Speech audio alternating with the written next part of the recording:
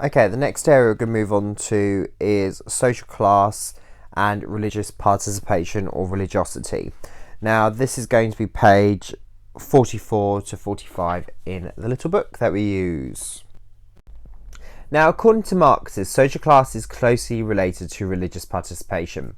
They believe that society is divided between two classes. Now, the two classes, as we know, are the bourgeoisie and the proletariat. Now, the ruling class, who own the mean of production and therefore have control over the economic base, they are the ones who are in power and in charge of religious organisations. Meanwhile, the subject class, or otherwise known as the proletariat, who have to work for the ruling class. In slave societies, the workers are owned by the ruling classes. Still, seemingly would argue within our societies, the working class are still seemingly owned by the bourgeoisie. Now, the main thing about this is this two-class model adopted by Marx is vastly criticised by most sociologists, who tend to think that there's 3 or 4 classes that actually exist within society, and they are a wealthy upper class, a well-educated middle class with non-manual jobs, a working class with manual jobs, and in some schemes, an underclass of those reliant upon benefits. Now, that's just one criticism you can really throw in terms of Marxism. Now, in terms of social class and religious participation, Marx believes that they are linked to one another. Now, Marx described religion in capitalist societies as the opium of the masses. Now, he saw it as acting like a drug, and by giving its followers a false sense of well-being and distorting reality, as well as numbing the pain of their oppression. Now, Marx argues this was adopted by the subject classes as a way of coping with their oppression, which later then the ruling class adopted this to legitimate their position within society. So therefore, they are the wealthy because it's a God-given right, or they're the kings and queens because they were divinely appointed.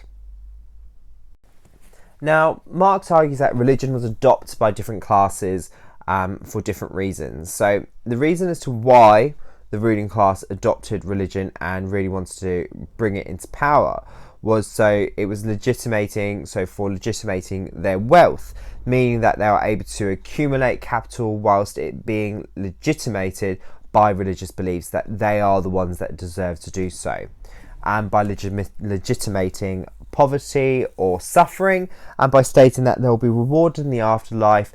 So example, this is the Beatitudes: blessed are the meek, for they shall inherit the earth.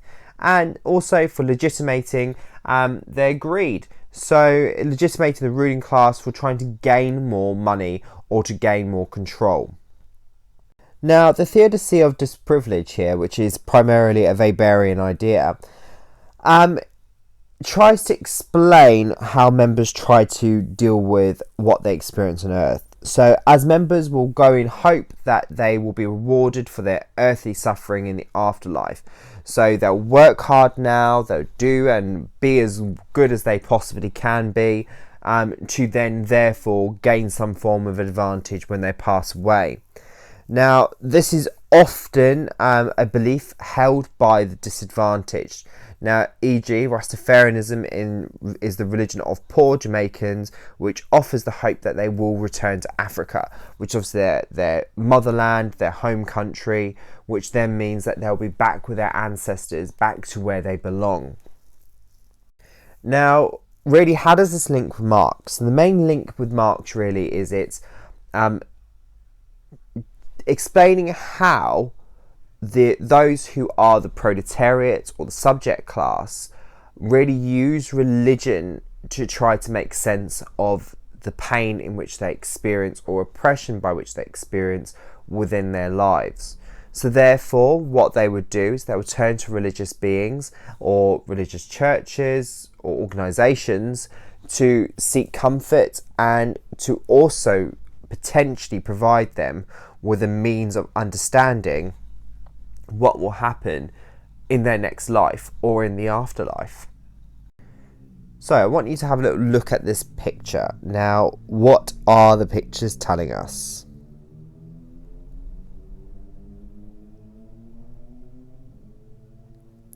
Obviously, if you haven't guessed by now, this is all linking to liberation theology, which is what we're going to be talking about next.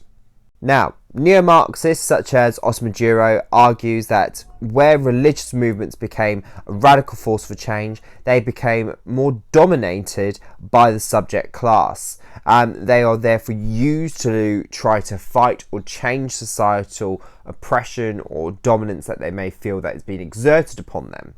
Now, the liberation theology movement is the perfect example of this amongst Catholics in Latin America, who were largely supported by the poor, who wanted to use religion to improve their position in society. Now, we saw that obviously the poor try to overthrow those who own a majority of the land, and therefore creating some form of radical revolution as a result. Now, although there are no reliable figures on the participation of different social classes in each type of religious organisations, a variety of theorists have suggested that there are links between social class and different types of religious organisations. Now, we're going to go through each one of these different types of typologies, and we're going to potentially see as to what class is more dominant within each one. Now, churches aspire to include members from all classes. However, in contemporary Britain, the upper class and upper middle class are overrepresented because of an association with the establishment and a generally more conservative ideology. So therefore, they will want to stay staying within an organisation which best supports and reflects their lifestyle. Now, denominations are slightly anti-establishment as they have broken away from religious mainstream. Now, however, Wallace in 1984 notes that there are respectable organisations and therefore tend not to attract the lowest classes, appeal most to the upper class and the lower middle class. Okay, next one moving on to is sects. Now, traditionally, they have recruited the most disadvantaged or marginalised members of society. They require members to give up on their previous life.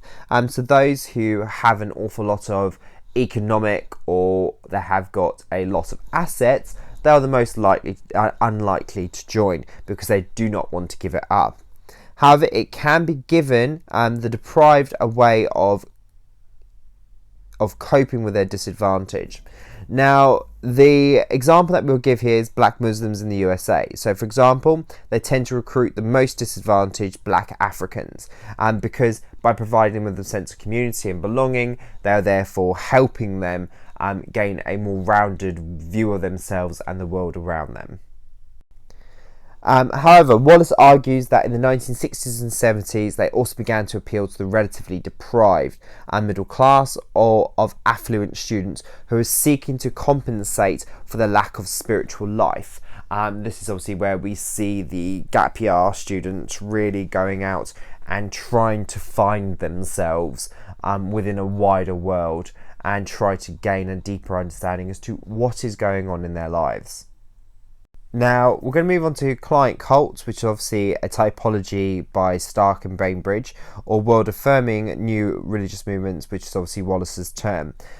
These generally appeal to the already successful and affluent who want to become even more successful. So they just want to build on their wealth, their capital, their spiritual wealth as well.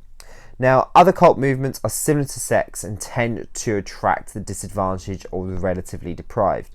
An example of this is obviously the New Age. Now, according to Paul Heelas in 1996, the New Age tends to appeal to the middle class, and particularly women. And because obviously we're looking at those who might be seen relatively deprived, and those who are potentially the oppressed within society. Now, Steve Bruce in 2002 believes that it appeals to those in expressive professions, such as media, teaching and counselling, because they believe in self-improvement, and the New Age is linked to the human potential movement. So therefore, I have to do whatever possible to achieve the best possible version of my life. I am the driver of my own destiny type angle. Okay guys, that's it for the first section in terms of social groups and religious participation. Obviously, next couple of videos are all going to be relating to these demographics.